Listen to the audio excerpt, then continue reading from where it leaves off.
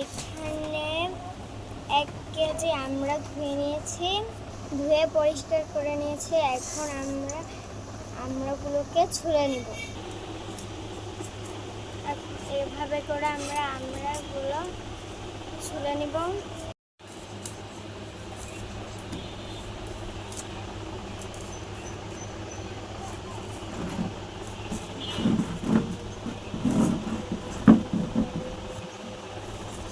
সবগুলো ছুলে নিয়েছি, নিয়ে এইভাবে করে কেটে নিব। দেখছেন, বসে একটু দেখছেন আমরা এইভাবে করে কেটে নিচ্ছি, এটা যেন না পড়ে যায়। আমরা 3-4 বার ধুয়ে নিব যতক্ষণ না পরিষ্কার পানি আসে।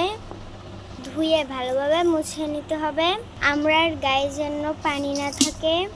একটি বাটিতে আমরা 2 চামচ পাঁচফোড়ন নিয়েছি, এর ভেতরে আমরা 3টি শুকনো মরিচ দিয়েছি। পাঁচফোড়ন এবং শুকনো মরিচ আমরা আধা ভাঙা ব্লেন্ডার করে নিয়েছি। চুলায় একটি কড়াই বসিয়ে দিয়েছি, এর ভেতরে আমরা সরিষার তেল দিয়ে দিব। আমড়াগুলো দিয়ে তেলে একটু ভেজে নিব।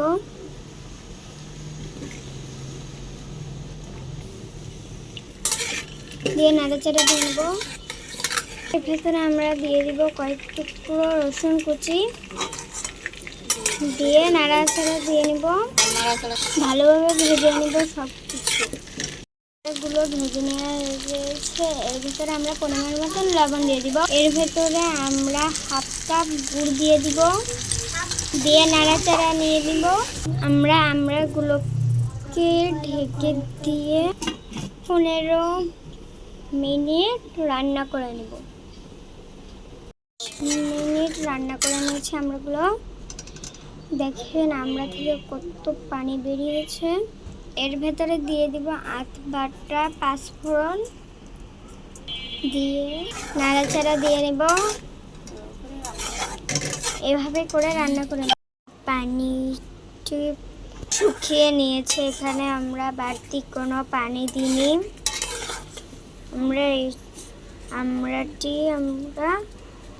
আমড়ার পানিতে সিদ্ধ হয়ে গিয়েছে, আচারগুলো হয়ে গিয়েছে। আমরা এখানে কম করেছি, আপনারা যদি অনেক করতে চান তাহলে ভিনেগার ইউজ করবেন।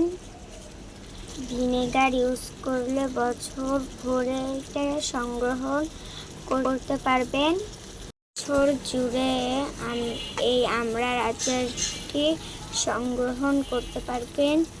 আচারটি হয়ে গেছে, এর ভেতরে আমরা পাঁচফোড়ন দিয়েছি, দিয়ে নাড়াচাড়া দিয়ে নামিয়ে নেব।